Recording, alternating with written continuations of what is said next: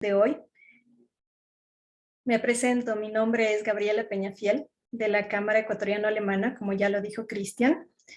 El tema de hoy les habíamos comentado que es el cumplimiento del límite máximo de residuos para productos frescos en mercados de la Unión Europea y Estados Unidos.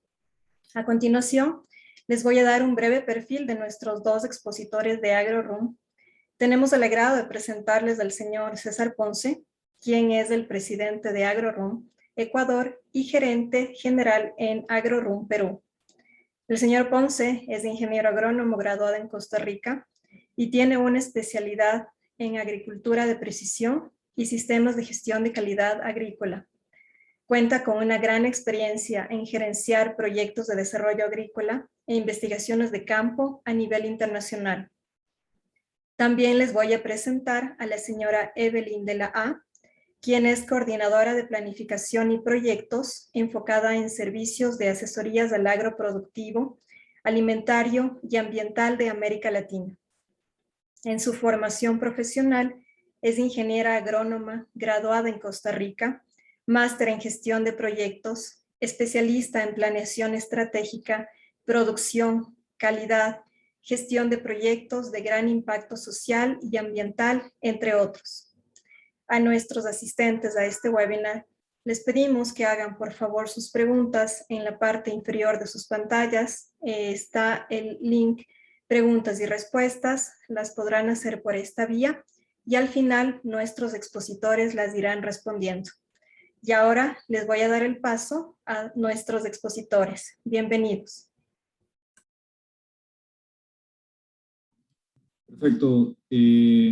Gabriela, Cristian, y muchísimas gracias por la introducción. Antes que todo, agradecer a ProEcuador por este espacio de la Cámara Alemana, por permitirnos poder hacer una explicación breve en un tema tan extenso en cuanto a lo que corresponde al tema de cumplimientos de límites máximos de residuos para productos frescos en mercados principales que son la Unión Europea y Estados Unidos. Ahora, ¿por qué esto es un tema que en realidad llama mucho la atención y se pone mucho más en boga?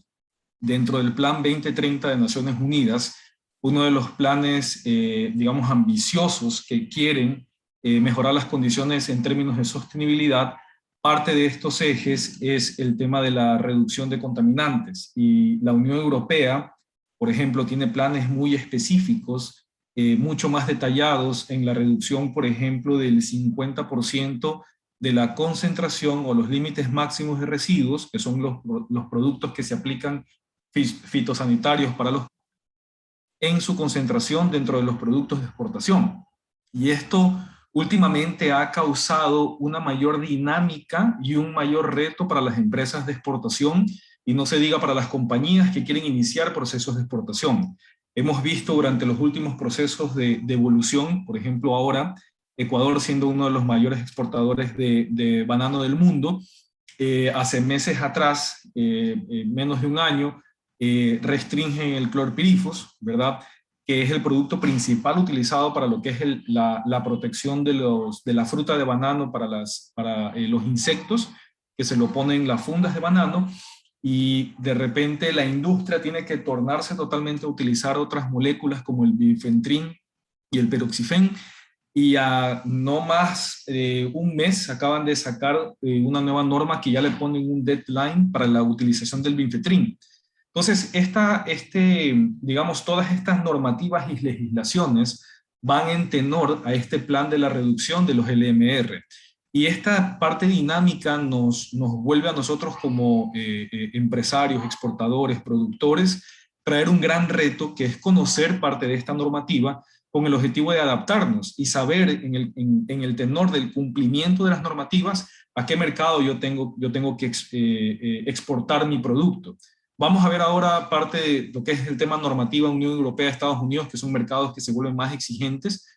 Sin embargo, no obstante, en futuros también podemos ofrecer como empresa la asesoría de lo que es el tema de otros mercados de destino que se vuelven interesantes para lo que es la exportación de banano, productos no tradicionales, como en el caso de China, Rusia, Corea y otros países que se vuelven muy interesantes a nivel del mercado.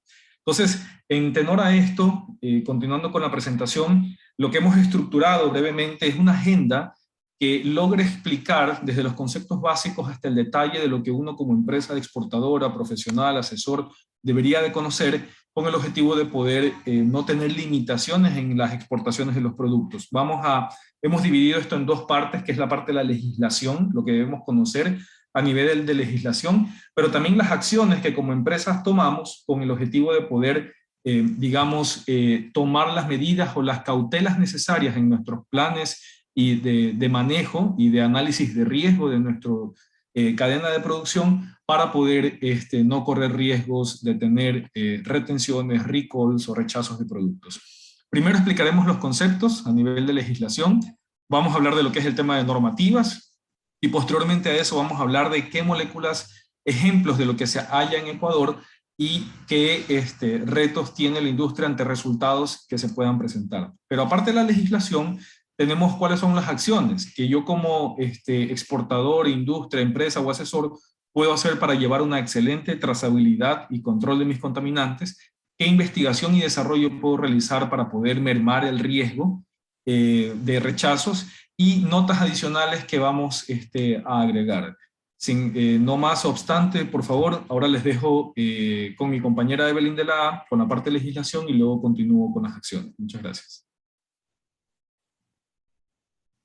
Buenas tardes, muchas gracias por la invitación a este webinar. Primero vamos a entrar en materia, pero primero hay que diferenciar. Algunos tienen todavía una idea errónea en diferenciar lo que es plaguicidas y pesticidas. Actualmente plaguicidas y pesticidas es lo mismo. Estos son sustancias químicas destinadas a prevenir, destruir, atraer, repeler o combatir cualquier plaga, incluidas especies indeseadas. Entonces, como ya tenemos definido lo que es pesticidas y plaguicidas, ahora sí vamos a ver lo que es residuos de pesticidas, donde sale lo que es el MRL, que son límites máximos de residuos. Entonces, el residuo de pesticidas son las cantidades extremadamente pequeñas de un compuesto químico o de sus metabolitos, que son encontradas de la descomposición o degradación en el suelo, en el agua, en las plantas, en el aire y en los alimentos, luego de cierto tiempo de su aplicación. Es decir, son esas pequeñas pintitas, por decirlo, por explicarlo de una forma más fácil, es como las pequeñas pintitas que le quedan a las frutas cuando le hacen las aplicaciones de fungicidas, y le quedan estas pequeñas como gotitas. Estas son estas cantidades extremadamente pequeñas que le quedan en las frutas, en productos frescos. Ahora sí, podemos hablar de lo que son los límites máximos de residuos, o los también llamados LMR. Es la concentración máxima de los residuos de un plaguicida, sean estos herbicidas, nematicidas, fungicidas, herbicidas, expresadas en miligramos sobre kilogramos, que se permiten legalmente en los alimentos y en los piensos. Usualmente esta definición es sacada de la FAO. Entonces, estos límites máximos de residuos están definidos solamente por ensayos de campo. Se basan en datos de buenas prácticas agrícolas, que son las BPA, y los alimentos obtenidos de productos que cumplen con los respectivos LMR, que tienen la finalidad de ser toxicológicamente aceptables. Más adelante vamos a ver los niveles de lo que está en toxicología, la ingesta máxima, las dosis, y los LMR. La importancia de los LMR es porque indican qué plaguicidas fueron utilizados en los cultivos y si cumplieron la recomendación que dicen las etiquetas de los productos que están autorizados a usar en los diferentes cultivos que tenemos. Entonces, todos estos productos químicos, tanto los herbicidas, plaguicidas, fungicidas, nematicidas, tienen en la etiqueta dice la dosificación y la frecuencia en la que tienen que aplicarla.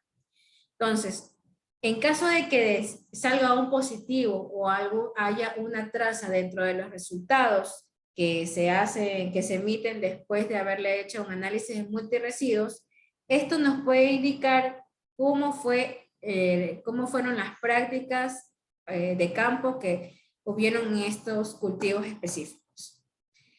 También, ¿por qué es importante? Porque garantiza mi comercialización y por ende garantiza la exportación y quiere decir que el contenedor pasa y llega a destino con bien, por lo tanto no es rechazado. Y garantiza la seguridad alimentaria.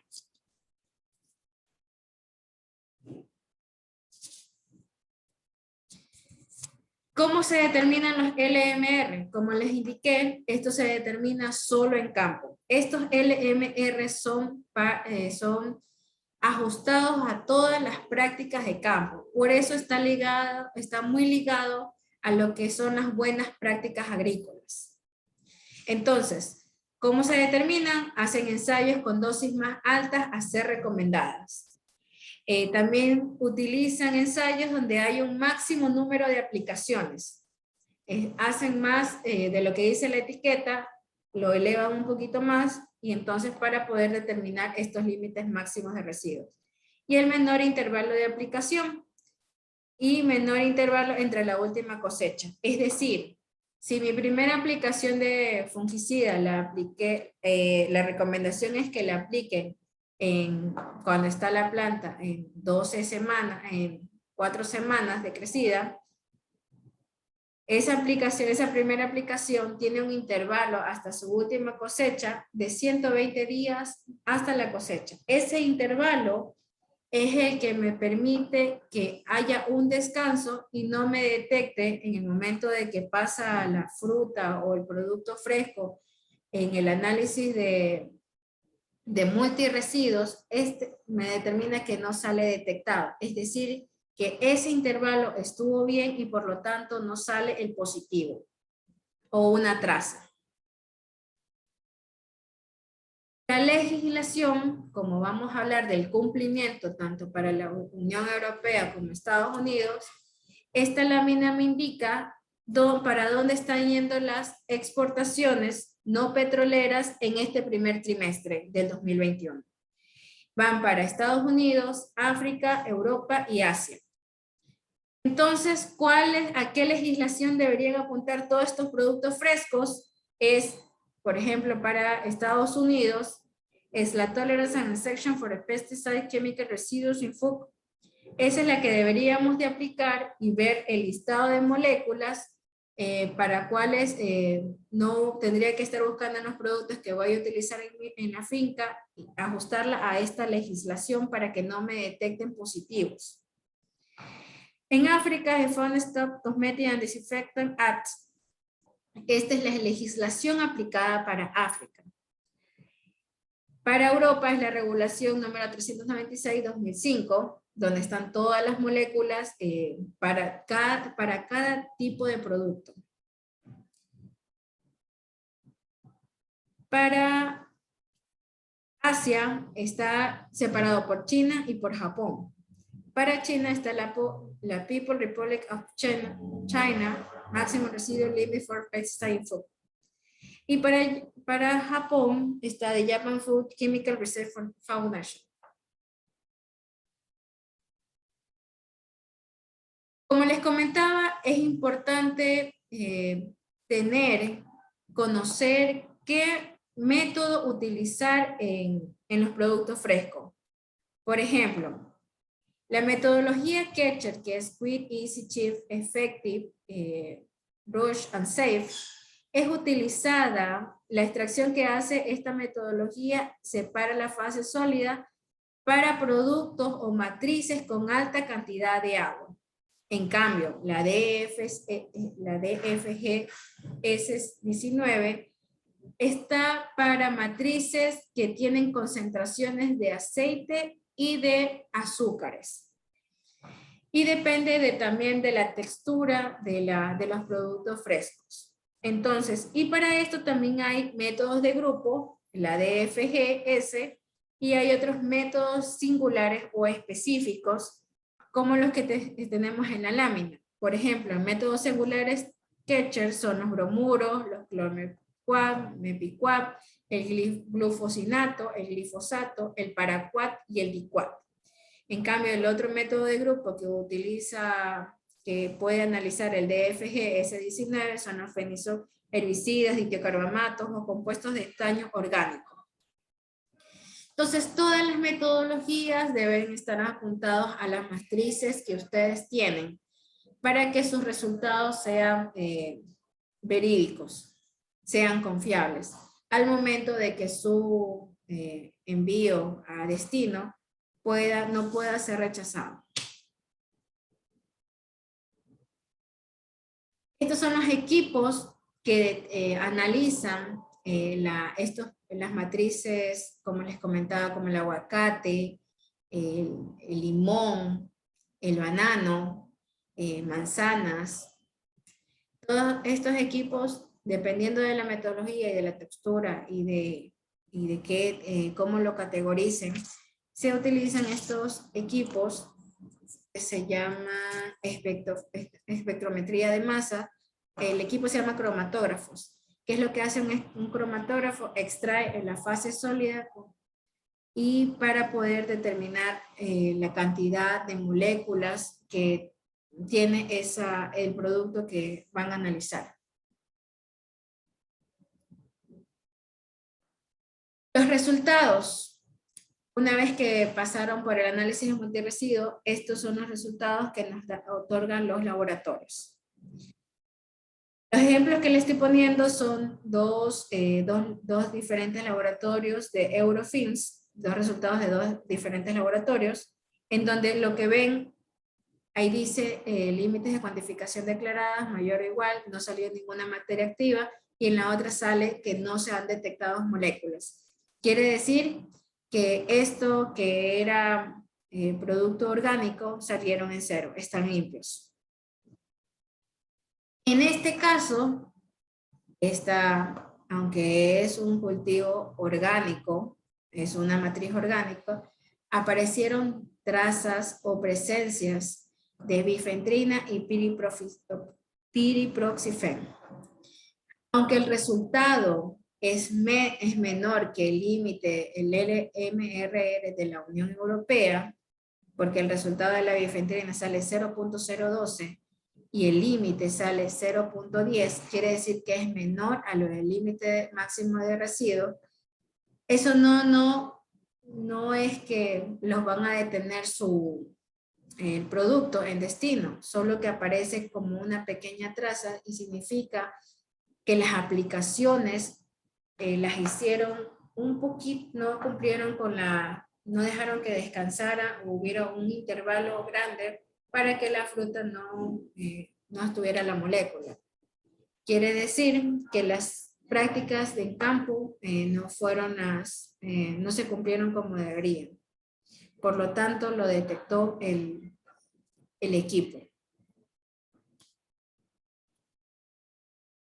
Hoy en día hay muchas herramientas que podemos utilizar para saber qué moléculas están detectando el destino. Por ejemplo, esta es una herramienta de la Unión Europea, RAF, y donde vemos que en el 1 de octubre elevaron una alerta donde encontraron imasalir por encima del límite de residuos en bananas de Ecuador. ¿Dónde era el destino? En España. El 24 de septiembre de 2021, un banano también de Ecuador excedieron el máximo límite de residuos de la molécula clorpirifos. Esto fue el destino para Polonia. Asimismo tenemos el imasalir y clorpirifos en Portugal y Croacia. Estas alertas fueron en el 2021. En cambio, para Estados Unidos, este es el RAF, donde te indica das clic en estos dos de aquí. Déjenme ver si se puede ver. La detección te manda una alerta del producto de los productos que están con pesticidas. como lo tenemos para la Unión Europea, también tenemos para Estados Unidos. Ahora vamos a hablar de la trazabilidad. Mi compañero César va a comenzar. Muchas gracias, Evelyn, por la parte de legislación. Es muy importante conocer estos conceptos previos porque nos va a ayudar a poder establecer bien qué fuentes o qué páginas de internet debemos de consultar con el objetivo de prevenir en base a un análisis de riesgo cuáles son los insecticidas, pesticidas, productos que se utilizan y que tienen alertas ya en estos mercados de destino. Una vez que uno determina su sistema de producción, lo importante, por ejemplo, en el caso cuando hablamos del campo agrícola, es muy importante definir si estamos hablando de un cultivo convencional de agricultura donde se manejan fertilizantes o productos químicos, o de un cultivo orgánico. Cultivo orgánico donde no se utilizan estos químicos, sino que se utilizan productos de origen natural con certificación orgánica. Ahora, dentro de nuestro sistema de producción, nosotros debemos hacer un análisis de riesgo y determinar en toda mi parte de la cadena de producción, desde que, por ejemplo, siembro una planta de cacao hasta que hago la fertilización, hago el control de enfermedades, en qué fase de ellas puede ser vulnerable a procesos de contaminación cruzada. Y en campo es muy importante, como primer punto que se topa aquí, es la parte de lo colindante que hay alrededor de la finca, que existen estos lugares que puede provocar un problema de contaminación cruzada. Y se han realizado muchas investigaciones donde las moléculas en una fumigación por avioneta puede viajar cientos de metros a otra hacienda y esto puede causar un problema de contaminación cruzada. Incluso por fumigaciones terrestres con bombas de motor, de mochila, del personal de campo, pueden haber problemas de contaminación cruzada. Adicional a esto, pueden existir otras fuentes que son de origen ya de suelo, donde el cultivo orgánico anteriormente tuvo un cultivo convencional, por ejemplo, de maíz, de soya, de sorgo, y algunos otros cultivos donde se utilizaron herbicidas, nematicidas, o hubo la utilización de fertilizantes que provocaron alguna contaminación al siguiente cultivo, o en efecto, en un cultivo aledaño o una hacienda que está arriba de otra finca, que el agua del invierno pasa por ese lugar y lleva agua a la otra hacienda, y esa hacienda toma esa agua para regar, ya genera una contaminación cruzada. Ahora, una vez que vemos los factores de contaminación de campo, luego viene el producto principal, que es que la Unión Europea y la FDA controla, que es el producto que sus consumidores tienen, y en este caso es la fruta. Y en la fruta, mi compañera explicaba un resultado que había salido presencia de bifentrina y piriproxifen, donde estos productos normalmente se utilizan en la funda del banano que va impregnado para poder protegerlo de los insectos. Entonces, puede salir este producto en productos convencionales, como el resultado que ella presentó, que el producto con ese resultado entra a la Unión Europea sin ningún problema. Pero si este producto es para agricultura orgánica, para venta de producción orgánica, no pasa las aduanas y por lo tanto es rechazado y hay una gran pérdida económica. Sin embargo, no obstante, mi compañera en la anterior lámina también presentó sobre los positivos de imasalil y tiabendazol. Estos productos se utilizan en la planta empacadora, aplicadas al banano para que no caiga hongos y se pudra lo que se conoce como la corona del banano. Y resulta ser que aquí no hubo un problema de campo ni respeto de periodo de carencia, sino que el equipo que aplica, que son unos aspersores con unas boquillas o unas brochas que utilizan para aplicar el producto, estuvo mal dosificado. Una mala dosificación puede provocar valores demasiado elevados y, como presentó mi compañera, casos de España, Polonia y Croacia fueron rechazados producto de una mala dosificación en la planta empacadora. De igual, el siguiente punto, por ejemplo, es a nivel foliar, que es la parte de las hojas del cultivo, que para controlar plagas y enfermedades también puede haber una contaminación.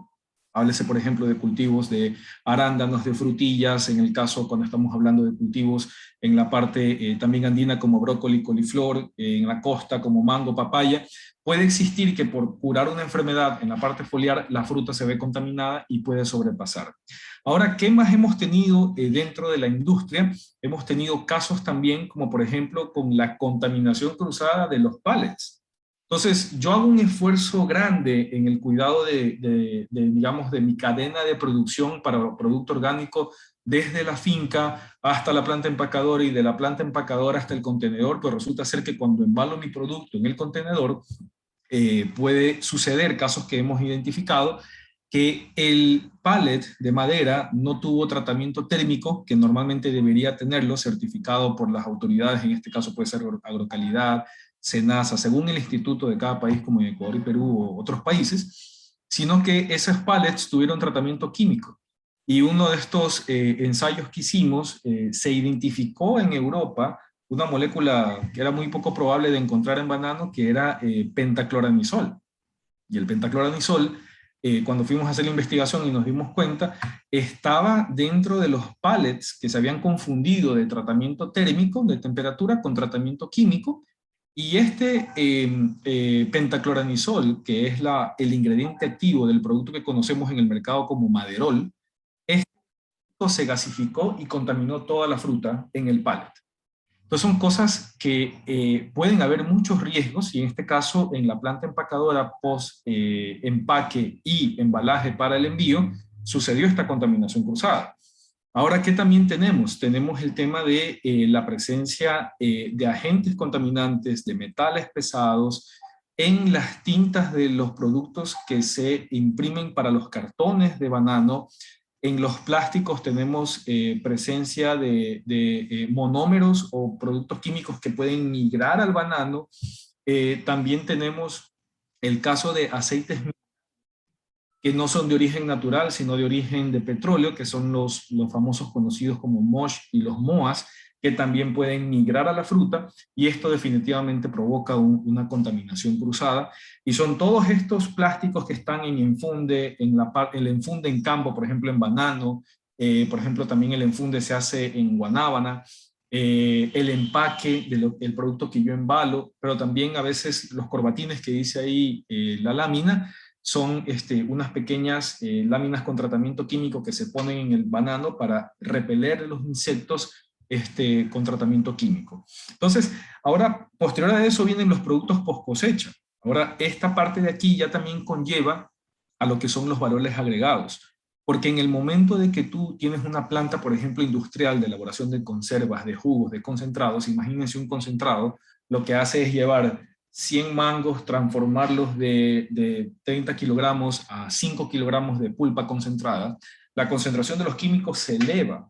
Y evidentemente hay un tema de legislación, hay normativas especiales para lo que es el tema de jugos y concentrados, como la AIJN y otras normas.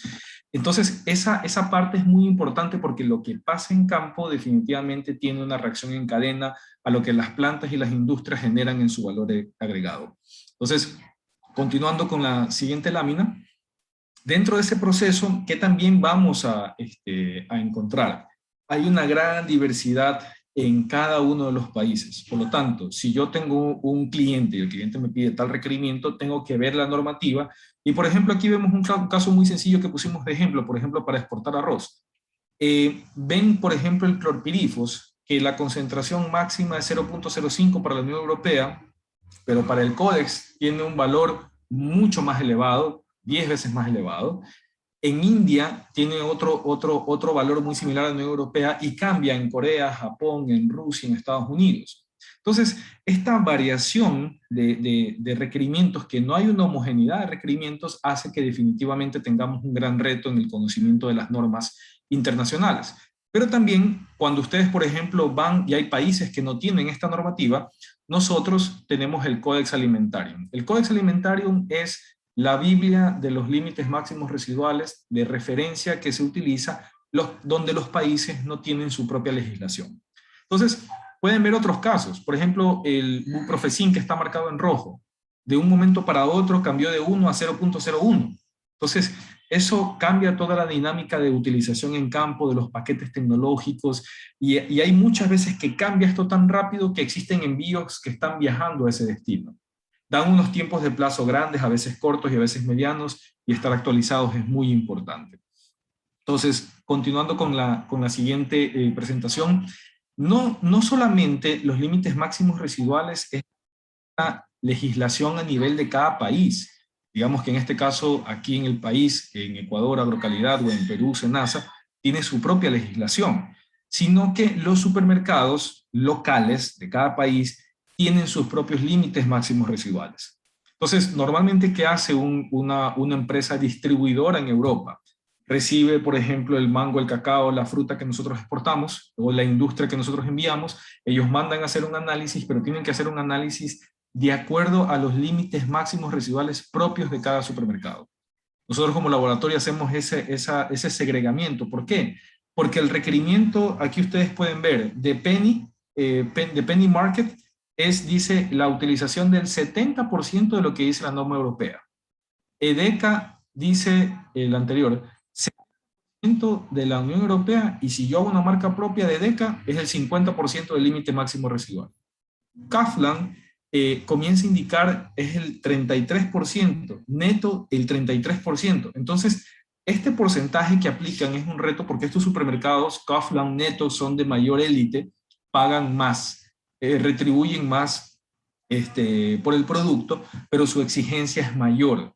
Entonces, el interés de la industria ecuatoriana y peruana es estar en esas perchas que pagan un poco más, pero para eso debemos estar aliados a un laboratorio que te permite poder saber en qué retail deberías o puedes exportar según la concentración de químicos de tus productos. Ahora, ven ustedes el LMR, luego dice la cantidad total del LMR es la sumatoria de todos los pesticidas, como por ejemplo la sumatoria de lo que había salido anteriormente de Imasalil, de Tabendazol o de bifentrina y piriproxifen.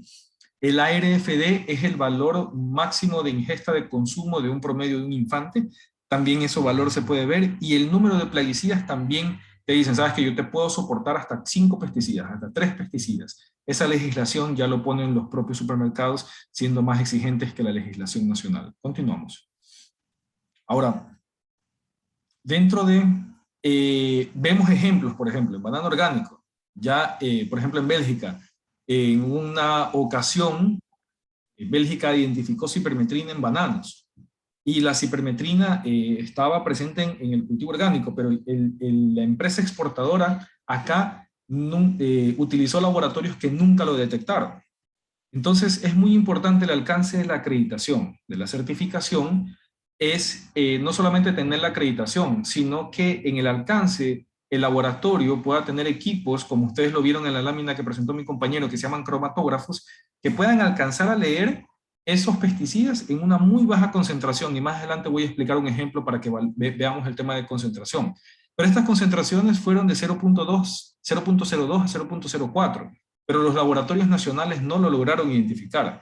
Allá el producto fue rechazado, nos enviaron a nosotros investigar, pues, y evidentemente encontramos la fuente de contaminación, que era una aplicación directa al cultivo. Pero, ¿cuál es el efecto? Cuando hablamos es la eliminación de la licencia de importación, porque esto puede escalar a nivel de certificadoras y autoridades en la Unión Europea, pero la FDA es mucho más restrictiva porque te puede enviar restricciones de hasta 3-5 años según el nivel de alerta que tú tengas. Las plantaciones fueron inspeccionadas y nosotros como compañía, pues obviamente identificamos el problema como tal. Continuando. Esto era como para explicar las concentraciones, y voy a ser bastante breve en este sentido. Lo que nosotros, cuando ponemos un cubito de azúcar en una taza, son 10 gramos digamos, en un kilogramo. Cuando nosotros, por ejemplo, ponemos y vemos la cantidad de esa misma cantidad de azúcar en un tanquero de 2.700 litros, estamos hablando de casi 1 miligramo por cada kilogramo. Y cuando nosotros, por ejemplo, vemos concentraciones en un barco petrolero de 2.7 millones de litros, estamos hablando de 1 microgramo o parte por billón. A ese nivel de concentración los equipos deben de tener una calidad calibrada de lectura que permite identificar un terrón de azúcar dentro de un barco petrolero. Ahora, hay investigaciones y tenemos equipos para otras industrias, que es, por ejemplo, análisis de dioxinas y de PCBs en productos de origen de mar, como la harina de pescado, como el atún, que nosotros analizamos como los aceites, que es encontrar, digamos, este mismo terrón de azúcar en un pantano, que estamos hablando de un nanogramo, o en el lago Titicaca, que estamos hablando de un femtogramo. Son cantidades mucho menores, y es por esto que la sensibilidad química es muy importante trabajar con un buen laboratorio de renombre. Continuando, Ahora, cuando hablamos de productos orgánicos, es muy importante saber y entender la normativa orgánica. No existen límites máximos residuales para orgánicos. Tienen que ser negativo todos los valores. Sin embargo, cada país tiene las orientaciones que tienen un grado de tolerancia que logran cierto tipo de cantidad de pesticidas considerados como contaminación cruzada. O sea, mi vecino que aplicó un producto me contaminó y me dio una contaminación cruzada, por ejemplo, de 2 productos a una concentración de 0.01 miligramos sobre kilogramo, que es los valores más bajos. Eso es lo que, por ejemplo, ven ustedes en la primera línea, que lo permite la Asociación de Productores Orgánicos, en este caso de Alemania, dado por el BNN, que es la asociación de BNN. Valor de orientación, sí. Nivel crítico, sí. Solo para miembros de BNN permiten 2 moléculas. Pero estas moléculas, por ejemplo, se permiten a partir de puertos específicos, como en el caso de Alemania, pero no en Holanda. Entonces es muy importante, a pesar de ser Unión Europea, ciertas asociaciones o cosas o parámetros legales de cada país en la Unión Europea tienen cierto grado de permisibilidad. BioSuisse, por ejemplo, no tiene nivel crítico. Valor de orientación, sí. Infoam dice que no. El EOC son legislaciones. Por ejemplo, en Estados Unidos dicen sí, yo te permito 2 moléculas. Valor de orientación no, y sí te permiten varias moléculas. Entonces, cada país en el tema orgánico tiene un grado de tolerancia y me permite poder avanzar un poco más en eso. Ok, continuando con la siguiente lámina. Estos son pequeños ejemplos nada más para que vean de los recalls. En Estados Unidos es un tema bastante serio, donde comienza a regularse de manera muy fuerte y responsabiliza. Acuérdense que la norma de la FDA con la nueva actualización de la FSMA o la FISMA logra poder responsabilizar directamente al productor y permite a la FDA llegar a agentes federales directamente a la puerta de nuestras industrias y empresas en el Ecuador o en cualquier país donde nos estén escuchando. Entonces, además de esos recall de USA, permite también poder tener valores orientativos y poder tener legislaciones un poco más fuertes. Continuando, ven aquí, por ejemplo, recalls de la Unión Europea. En este caso, un tema que está ahorita muy fuerte en boga es el tema de la contaminación del óxido de etileno. Un producto que no es un pesticida. El pesticida son productos autorizados para el uso en alimentos en cierta cantidad. Estos son biocidas que no se permite su uso porque no puede estar en contacto con alimentos. Son los famosos desinfectantes a bases de amonios cuaternarios o productos como los conocemos en el mercado como desinfectantes de piso o suelo, que no está en contacto con los alimentos. Y estos productos del óxido de etileno no estaba dentro de los equipos considerándolo eso, pero lo identificaron porque normalmente lo utilizaban para, limpiar las zonas de almacenamiento de granos secos y algunos otros productos. Y esta residualidad ahorita es un gran problema y nosotros tenemos muchos requerimientos por la contaminación cruzada de óxido de etileno. Ok, continuando. Estos son últimos recalls también. Ahí ven recojo un recall completo de óxido de etileno por contaminación en arroz con chicken, con pollo curry. Tenemos otro recall presente también en el queso de pesticidas por quesos. Entonces, todos estos temas son muy altos y debemos tener las medidas de contingencia necesarias para poder mitigar estos problemas. Continuando, dentro de estos procesos, nosotros también, además de la parte de análisis de pesticidas, es muy importante que como empresa también podamos saber cómo podemos jugar con los pesticidas. Entonces, las empresas también hacer investigaciones propias, porque cada etiqueta de cada producto, digamos un producto envasado, viene con una marca y la marca dice el producto lo puedes utilizar hasta cierto tiempo. Eso se llama periodos de carencia. O sea que después de que, por ejemplo, aplicaste el producto 15 días después, lo puedes cosechar porque ya los pesticidas lograron perderse dentro de la transpiración de la fruta o la eliminación del producto hasta que pueda ser consumido y se asegura que ese valor no está en contra de las normativas de exportación de la Unión Europea o Estados Unidos. Pero ¿qué es lo que pasa? A veces 15 días es demasiado tiempo y en el día 11 me cayeron las plagas y dañaron toda la fruta.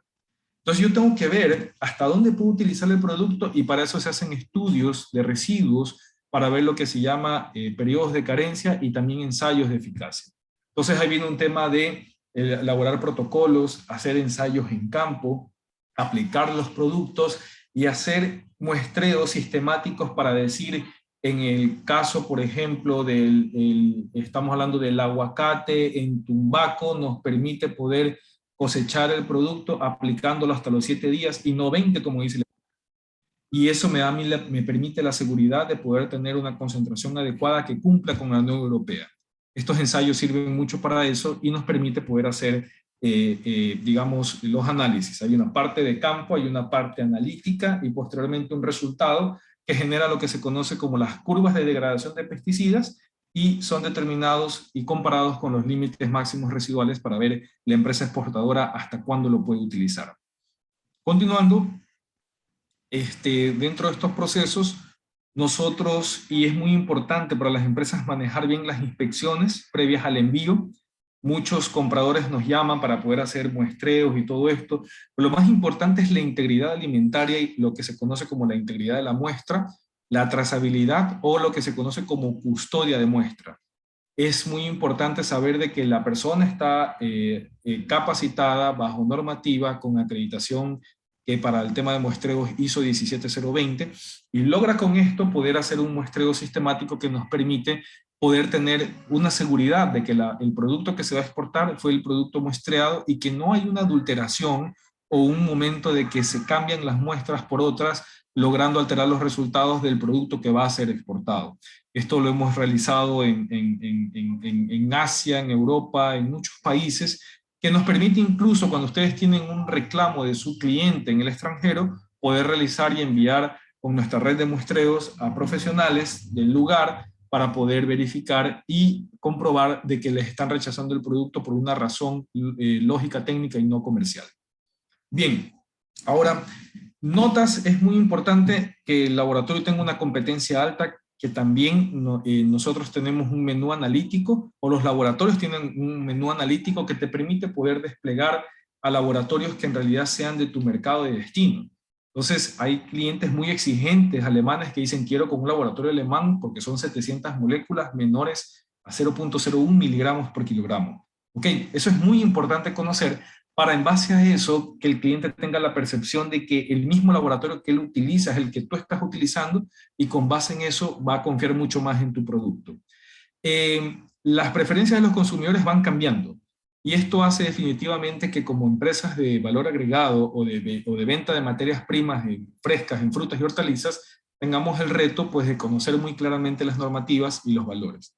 Los nuevos mercados exigen nuevos retos. Ahora, por ejemplo, Argentina acaba de declarar una nueva límite máximo residual para clorpirifos, que lo declaró hace nada más 8 o 9 meses atrás la Unión Europea conjunto con Estados Unidos. Entonces, ya nos damos cuenta cómo, por ejemplo, los mercados en el Mercosur comienzan a ver este tema de legislación integral y comienzan a adaptarse de la Unión Europea, entonces se vuelve más exigente el mercado, nos obliga a poder exigirnos más, ya que Mercosur ha sido un mercado importante para el mercado, para lo que es banano y camarón en los últimos años. Nuevos patógenos que van saliendo, eso es muy importante, van saliendo nuevas, digamos, como el caso de banano, estamos hablando de Fusarium, raza 4, estamos hablando del moco, que es una enfermedad también bien grave, que es el Ralstonia solanacearum. Estamos hablando, por ejemplo, de lo que es en papa la punta morada, estamos hablando en papaya de muchas otras enfermedades. Entonces, todas estas enfermedades que comienzan a salir hacen que los productores utilicen productos muchas veces no autorizados dentro de la Unión Europea o Estados Unidos. Entonces, eso es muy importante, tener un equipo técnico que vigile eso y asesore bien al productor.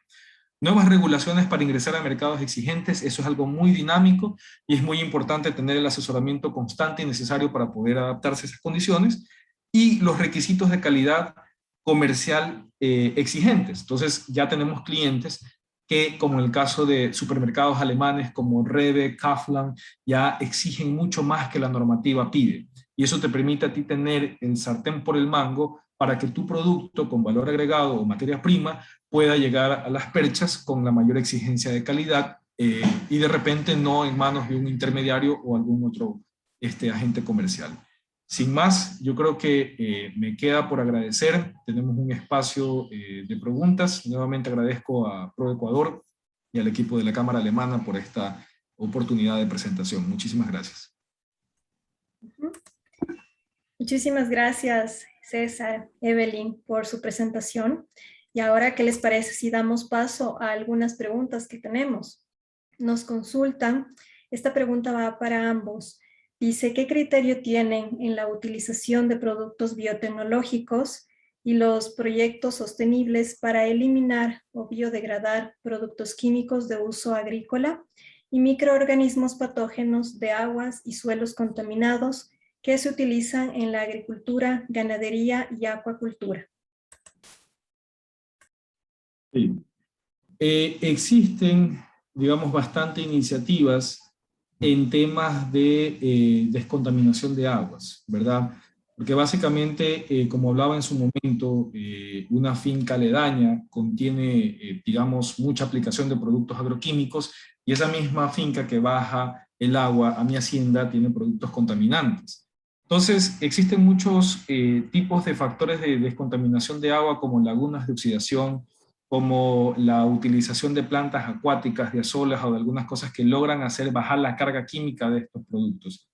Sin embargo, no obstante, el reto es muy grande porque los químicos a veces son tan estables. Hemos encontrado haciendas orgánicas que después de 10 años de no tener presencia de productos, salen en aguas subterráneas todavía, por ejemplo, bromuro de metilo o productos químicos que ya no se usan en el mercado.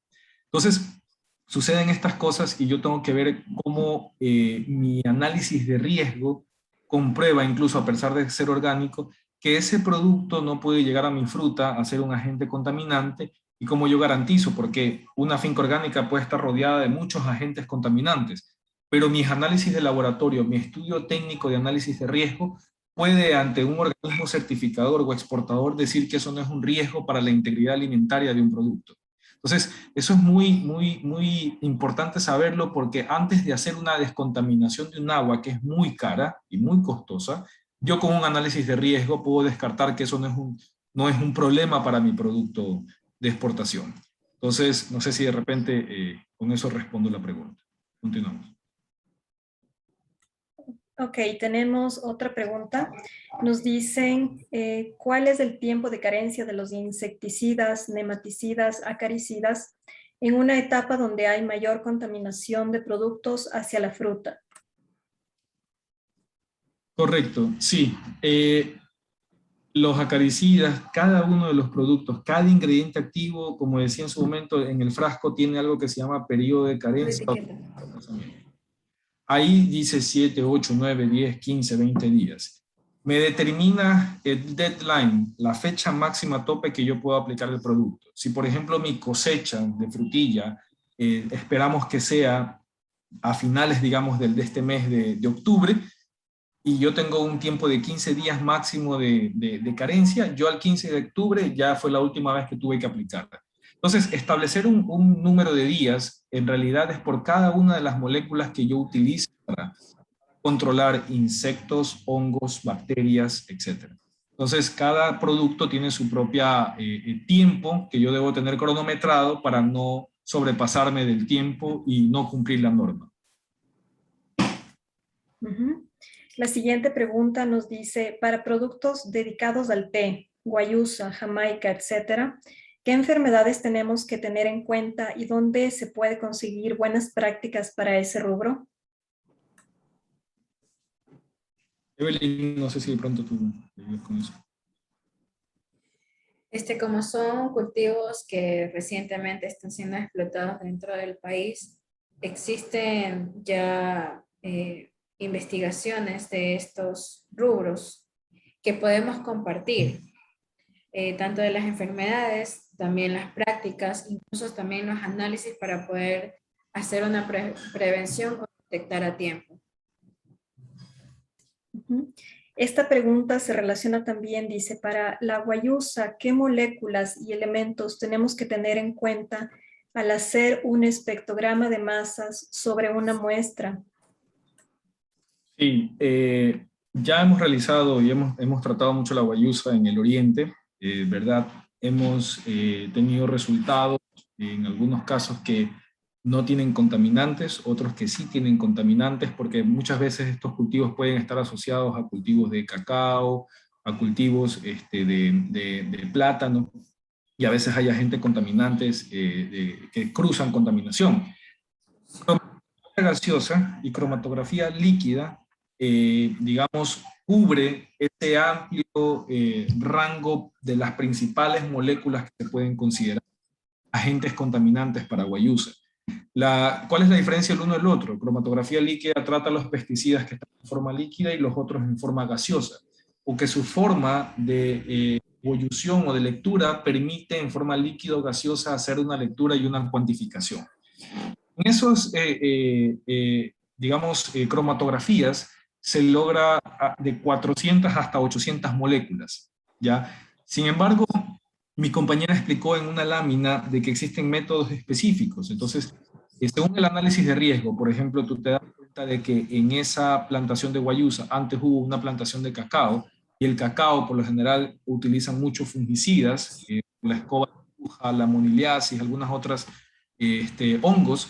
Normalmente los productores utilizan muchos ditiocarbamatos, que se llaman el mancozeb, el tirán, el sinap, y estos ditiocarbamatos no están dentro de la lectura de la cromatografía gaseosa y líquida, sino que están en un método específico por análisis de grupos. Entonces uno tiene que ir como haciendo un análisis para atrás de qué es lo que ha pasado, y en base a eso, en un análisis de riesgo, determinar qué moléculas o grupos de moléculas, como el caso de ditiocarbamatos, herbicidas ácidos, si el productor en esa tierra no controlaba con machete, sino que aplicaba los herbicidas, vas a necesitar análisis específicos de herbicidas ácidos, dicuat, paraquat, glifosato, glufosinatos, ya son grupos más específicos, y obviamente hay que asesorarse en ese tema para poder analizar, y de repente yo con un análisis de residuos me confío en mandar mi producto y analizaron glifosatos que yo no analicé y me lo rechazan. Entonces es importante tener ese respaldo. Entonces, Tenemos otra pregunta. Nos dicen, como productor que se desconoce de estos temas residuales, ¿qué hacer? Le gustaría saber cuáles son los laboratorios en el país que tienen los equipos de medición de IMR requeridos en Europa y dónde se puede encontrar la legislación. En esta presentación que hice, muchas gracias, ahí están nuestros correos electrónicos. Nosotros le podemos dar asesoría completa en este tipo de los LMR. Nos pueden contactar, podemos capacitar a Agrorum, aparte de hacer los análisis, contamos con toda la parte de los laboratorios. También nosotros damos asesorías y les ayudamos y damos capacitaciones en estos temas. La siguiente pregunta nos dice, ¿los IMR de los supermercados se basan en algunas normas? Sí, los LMR de los supermercados utilizan la norma del país, en este caso de la Comunidad Europea, por ejemplo. La Comunidad Europea dice, yo tengo una máxima tolerancia para tal producto de 1 miligramo sobre kilogramo. Y los supermercados hablan de no su propio límite numérico, sino que dicen un porcentaje. Entonces dice, por ejemplo, Kaflan, yo respeto el 33% de lo que dice la Unión Europea. Entonces ya el límite para entrar a los supermercados Kaflan no es 1, sino es 0.33 miligramos por kilogramo. Entonces se habla de porcentajes en base a la normativa donde los supermercados estén. Entonces, por ejemplo, hablamos de Whole Foods, puede tener su propio requerimiento de acuerdo a la normativa que pide la FDA. Entonces, cada supermercado se basa en el lugar donde está, en la norma donde se encuentran, y en base a eso aplican porcentajes para niveles de exigencia mayor a los que pide la Comunidad Europea, la FDA o cualquier lugar de destino. También es importante indicar que LMR es el valor mínimo para que el producto lo puedan ingerir. Es mayor, por ejemplo, el 0.1 de cualquier molécula es el MRL, tanto en la Unión Europea como en Estados Unidos.